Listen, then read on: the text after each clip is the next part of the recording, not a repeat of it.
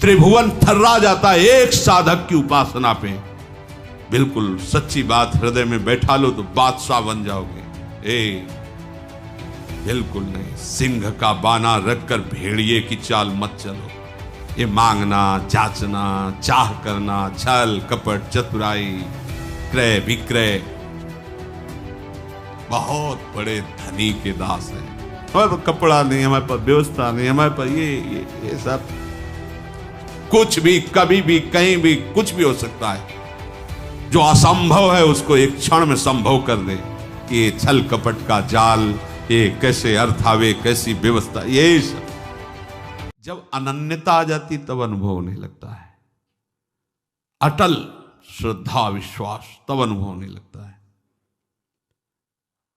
अमीर खुसरो जी एक नियम लिए हुए थे, अपने गुरु के सिवा किसी का स्पर्श न करना।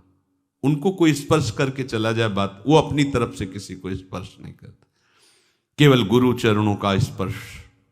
गुरु सेवारत और व्यापारी थे, हीरे जवाहरात के बड़े धनी थे।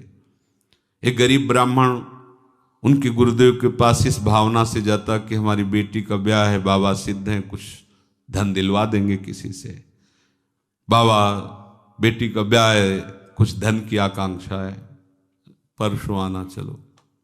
फिर परसों आए, बाबा आपने कहा था परसों, पादुका ले जा पादुका। अब महात्मा का आदेश, पादुका उठाई।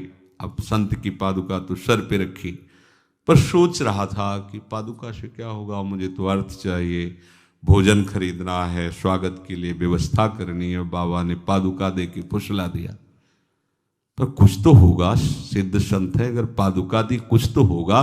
सोचता ही जा रहा था। अमीर खुसरो को गंध आई सदगुरुदेव की, है आसपास सदगुरुदेव का कुछ है। ये देखो गुरुदेव की अनन्यता, मेरे सदगुरुदेव का कुछ है आसपास। बस ऐसे पागलों की तरह देखने तो देखा, एक पादुका रखे आदमी रुका। कहां से आ रहे हो? बताया मुख संत के गुरुदेव के पास से। ये गुरुदेव की पादुका? हाँ। कितने हो भाग्य तुम्हें, गुरुदेव ने पादुका दी। मुझे पादुका थोड़ी चाहिए था, मुझे तो धन चाहिए। धन? ये 13 ऊंटों पे हीरा जवाहरात लदा, मुझे पादुका देगा? वो ले लो। बोले ले जाओ, मैं नौकरों सही थी, सब ले जाओ। गए, पादुका, गुरुदेव पादुका लाया। अच्छा रख दे। कितने की? 13 ऊंटों में हीरा। हाँ सस्ते ले लिया, चलो। एक गुरुदेव की अनन्यता आभास करवा, मेरी गुरुदेव की कोई वस्तु है तो परम देव, आराध्य देव में यदि तन्मयता हो गई तो वो तो कण कण में है। उपासक के हृदय में अनुभव मेरे प्रभु हैं। जैसे प्रहलाद जी को मेरे प्रभु हैं, यही हैं, मेरे पास हैं, उसको अनुभव में आता है। अगर दिखाई नहीं दे रहे तो फिर उनको शिकायत करता है, अब छुपा छुपी का खेल मत करो, मुझे आभास हो रहा है, हो यही हो, हटाओ ना ये पर्दा, हटाओ और बेपरद मेरे आंखों के सामने आओ। तुम हो, मुझे पता है हो।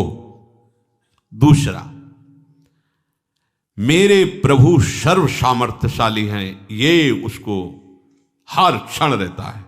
इसलिए ये मांगना, जांचना, चाह करना, छल कपट, चतुराई, क्रय विक्रय,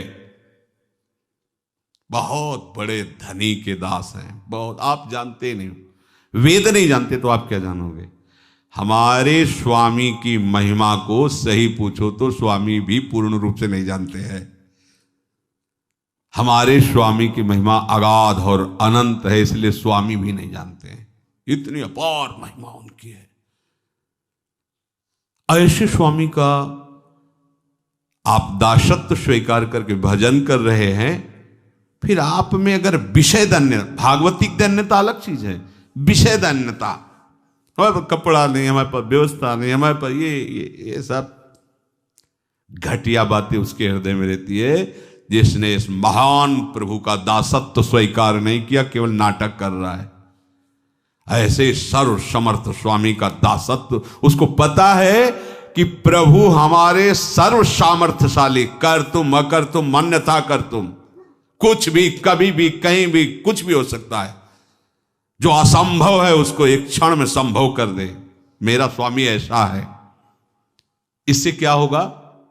अन्य भरोसा, अन्य आशा, अन्य बल, एक सेकंड में खत्म। क्योंकि जान गया ना, सर्व सामर्थ्यशाली मेरा प्रीतम है, उसके गर्भ में वो घूमता रहता है। उसी बाहरी आश्रय, भरोसा, आशा, ये छल कपट का जाल, ये कैसे अर्थ आवे, कैसी व्यवस्था, ये सब आप अच्छे से समझो। जब एक उपासक अपनी सच्ची उपासना में लगता है तो देवराज इंद्र घबरा जाते हैं, त्रिभुवन थर्रा जाता है एक साधक की उपासना पे। फिर आप इतने साधक उपासना कर रहे हो, आपको सोचना पड़े भोग के लिए, आपको सोचना पड़े व्यवस्था के लिए, तो आप कहां हो? सोचो आप कहां हो? एक तपस्वी, एक उपासना में रत उपासक जब हिल जाता है त्रिभुवन, आप हो क्या? आप हरि के दास हो, महामहिम त्रिभुवनपति, अखिल ब्रह्मांडों के मायाधीश के सेवक हो। तुम समझते क्या हो? ये घटिया बात नहीं रहनी चाहिए। नहीं, बिल्कुल सच्ची बात हृदय में बैठा लो तो बादशाह बन जाओगे। बिल्कुल नहीं, सिंह का बाना रखकर भेड़िए की चाल मत चलो। नहीं, बिल्कुल नहीं। प्राण निकल जाए, स्वामी के दासत्व पर फर्क नहीं पड़ना चाहिए। आप किनके दास हो? विषय दास हो, ईश्वर्य दास हो या हरिदास हो? हरिदास हो तो फिर सब विषय ईश्वर तुम्हारे चरणों में लुटता घूमेगा। तुम समझो अपने को कौन हो? हरि के हो। फिर क्या एक सकामता, एक कामनाएं, ये रोना धोना विषय के लिए क्या क्या हो? अपने प्रभु की सर्व सामर्थ्यता का उसे ज्ञान हो जाता है, मेरे मालिक कैसे है। अपार सामर्थ्य प्रभु में। सोचो, आप जरा सोचो।